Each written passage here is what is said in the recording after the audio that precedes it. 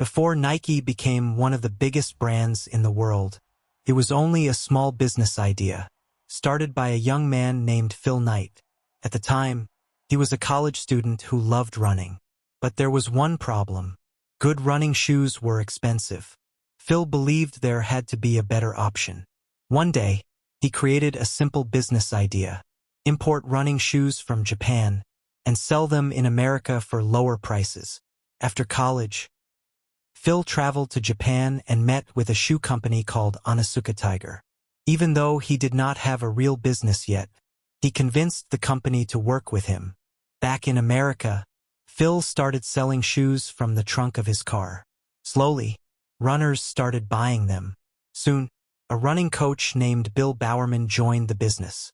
Bowerman wanted to create lighter and faster shoes for athletes. Together, they built the foundation of what would later become Nike. First, the company was called Blue Ribbon Sports, but the business struggled constantly. Money problems became normal. Sometimes, Phil Knight thought the company might fail completely, but he refused to give up. Eventually, the company changed its name to Nike, named after the Greek goddess of victory. The company also needed a logo. A design student created the famous swoosh symbol for only $35. Nobody imagined that logo would someday become one of the most recognized symbols in the world. Around the same time, Bill Bowerman created a new shoe sole inspired by a waffle iron. The unusual design helped runners move faster and more comfortably. And little by little, Nike started growing. During the 1970s, running became extremely popular in America. Suddenly, millions of people wanted running shoes. Nike could not keep up with the demand. Stores were selling out faster than Nike could produce new pairs. Warehouses that were once small and quiet became large and busy operations. The company hired hundreds of new workers, opened new offices, and expanded into new markets across the country. Sales that were once measured in thousands of dollars were now being measured in millions. But Phil Knight knew this was only the beginning. He had a bigger vision. He wanted Nike to be more than just a shoe company. He wanted it to be a symbol of performance, of ambition, of the idea that anyone, anywhere, could push themselves beyond their limits. Then, everything changed in the 1980s. Nike signed a young basketball player named Michael Jordan. At the time, Jordan was just starting his career in the NBA. Nobody knew he would become the greatest basketball player of all time. But Phil Knight believed in him. Together, they created Air Jordan. The shoes were unlike anything the market had ever seen. Bold colors, aggressive design, a story behind every pair. The NBA actually tried to ban them because they violated the league's uniform rules. Nike paid the fine every single game and used the controversy as free advertising. People talked about Air Jordan everywhere. In schools, in barbershops, on street corners. The shoes became incredibly popular. People were not only wearing them for sports, but also for fashion and everyday life. Owning a pair of Air Jordans became a statement, a way of saying something about who you were.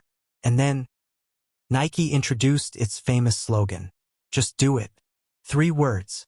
Simple, direct, powerful. The idea came from an unexpected place.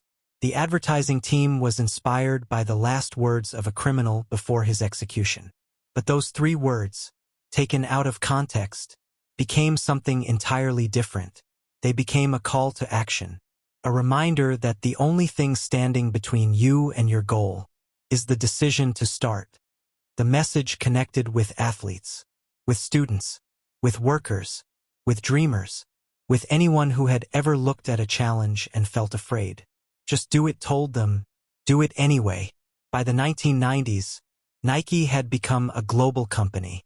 Its shoes were sold in over 100 countries. The brand appeared in sports, music, fashion, and popular culture. Nike sponsored the greatest athletes in the world: Michael Jordan, Tiger Woods, Serena Williams, Ronaldo. Each partnership made the brand stronger. Each championship made the logo more powerful. But the company also faced serious criticism. Reports revealed that some of Nike's factories in Asia had poor working conditions. Workers were paid very little. Some were very young. The world was watching, and Nike had to respond.